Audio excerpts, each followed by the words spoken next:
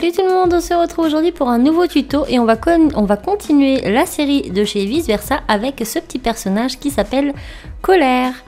Donc je vous le montre un peu dans tous les angles avant de passer au tuto. Donc là j'avais réalisé Tristesse, donc je vous mets le lien juste en haut pour le retrouver, et j'avais également réalisé Joie.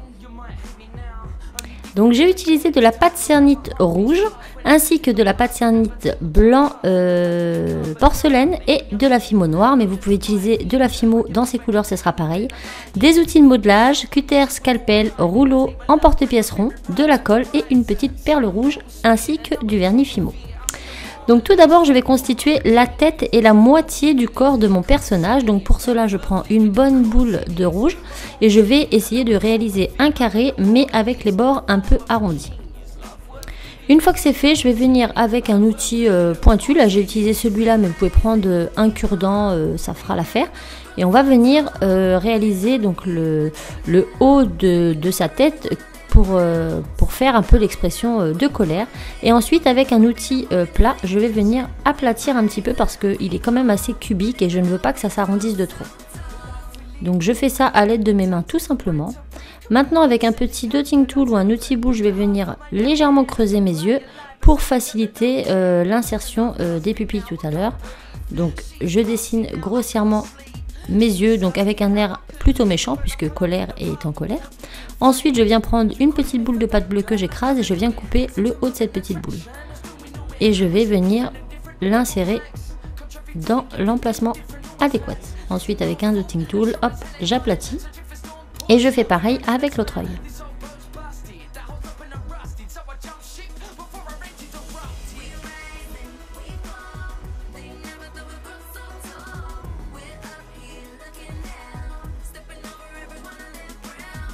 Je reprends maintenant une petite boule de rouge pour faire mes yeux. Donc deux boules rouges, pardon. Je les aplatis avec le dotting tool et je viens les mettre plutôt vers l'intérieur de l'œil. Maintenant avec une toute petite boule noire, je vais faire ma pupille. Donc je pose mes petites boules et après avec mon dotting tool, je viens légèrement aplatir. Et maintenant je vais prendre un colombin de rouge, je vais légèrement le plier en deux comme ceci et je vais le mettre en guise de sourcil, bien au-dessus des yeux. Et ensuite avec un outil... ici c'est un outil de chez Sculpey, je vais venir tout simplement lisser les bords pour que on ait l'impression que tout est joint ensemble. J'enlève les éventuelles traces avec un boule tool et le dessus de la tête est plus ou moins fait. Maintenant je vais prendre un outil pointu, donc celui-ci c'est un outil de chez Sculpey, mais vous pouvez prendre un cure-dent et je viens faire la bouche dans l'expression que vous souhaitez aussi. Moi j'ai fait une petite vague. Maintenant je viens prendre une grosse boule de pâte noire et je vais venir légèrement l'aplatir. Il faut qu'elle soit aussi épaisse, plus ou moins aussi épaisse que la tête, et qu'elle soit plate. Donc pour cela je vais utiliser, vous voyez, mon rouleau pour former les côtés du carré. Je viens sectionner l'entrejambe et je vais tout simplement retravailler toujours avec mes outils la forme. J'encastre le tout, je coupe les pattes pour que ce soit bien droit. Et donc là on a le bas du pantalon. Maintenant je viens reprendre, donc je les resserre et je les affine sur le bord.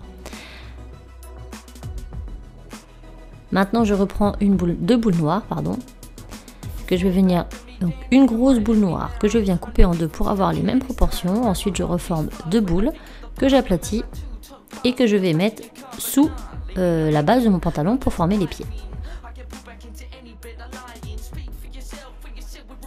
Maintenant que c'est fait, on va venir faire la chemise. Donc moi j'ai pris le blanc porcelaine de chez Sculpey parce qu'une fois cuit il a un aspect légèrement transparent et je voulais justement qu'on voit un peu cette transparence au travers de la chemise, mais du blanc de chez Fimo fera l'affaire. Donc vous étalez votre pâte, vous mettez votre personnage dessus et vous allez découper une bande pour que celle-ci aille du dessous de la bouche jusqu'au plus ou moins à l'encolure de l'entrejambe. Je ne sais pas si vous voyez ce que je veux dire. Donc une fois que c'est fait, on va tout simplement faire en sorte que les deux bords se rejoignent. On met le personnage plus ou moins au milieu, même si moi vous verrez que c'est un peu décalé, mais sous la caméra je ne voyais pas grand chose. Donc on on fait en sorte que tout soit bien face à face. Et ensuite, on va venir découper un petit rectangle de chaque côté pour venir faire par la suite le col de notre personnage. Donc maintenant, je viens reprendre une chute de blanc de tout à l'heure. Je vais découper une fine bande sur tout le long. Et cette fine bande, je vais venir l'écraser avec mon rouleau. Donc j'essaie de faire en sorte qu'elle soit le plus droite possible. Et je passe un petit coup de rouleau pour l'aplatir. Donc il ne sert à rien qu'elle soit trop fine, juste plus plate. Donc une fois que c'est fait, je vais couper les bords pour que ce soit net. Et je vais entourer cette collerette, donc ce sera la collerette de ma chemise, tout en haut de ma chemise.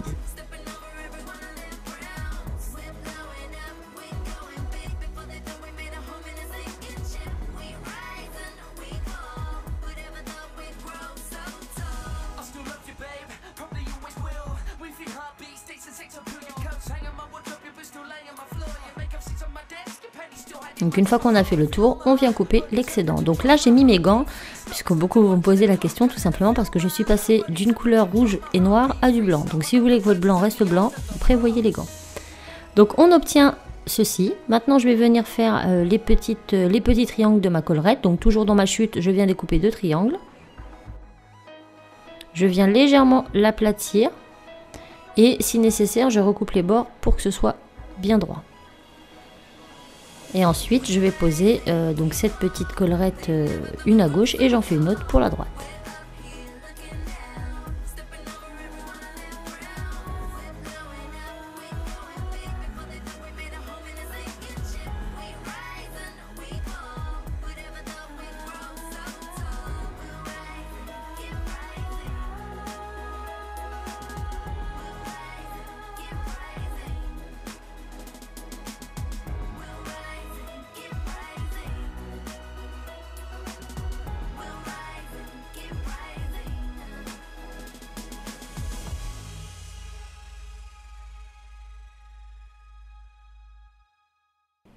Je vais maintenant lisser les bords pour ne pas qu'on voit les démarcations et qu'on a l'impression que tout soit soudé ensemble. Maintenant, je vais venir faire ma cravate.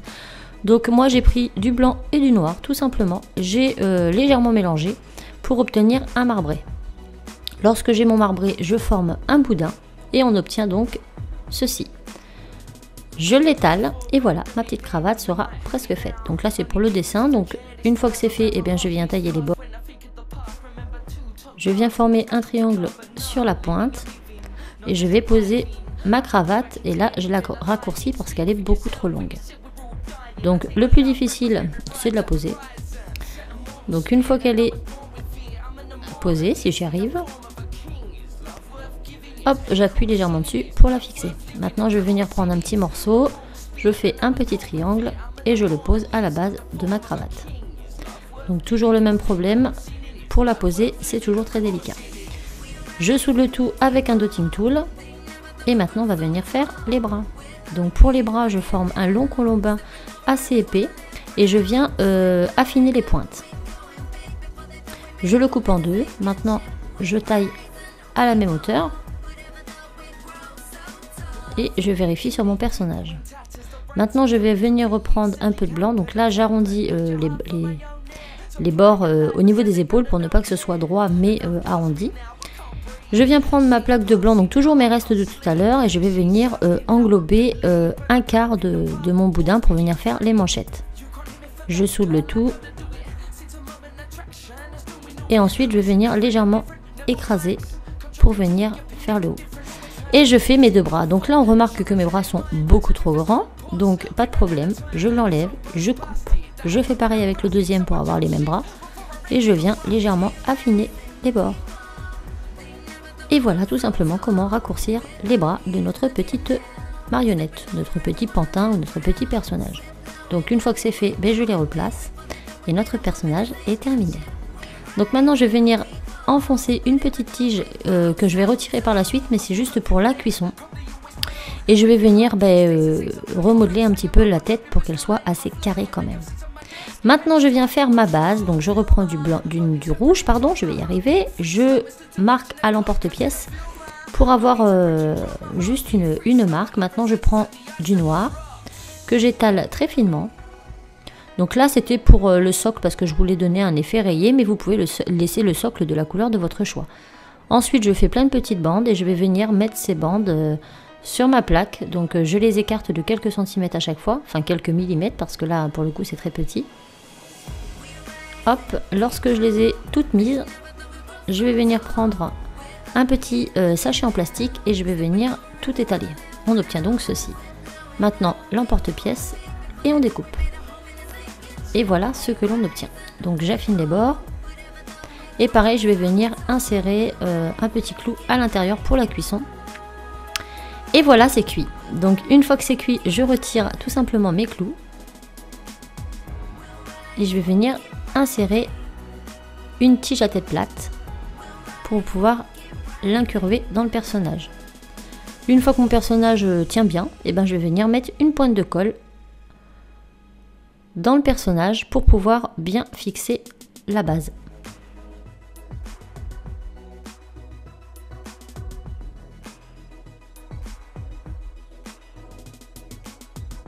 Il ne nous restera plus qu'à laisser sécher et à vernir notre création. Et voilà, une fois verni, on n'a plus qu'à coller la petite perle entre les jambes.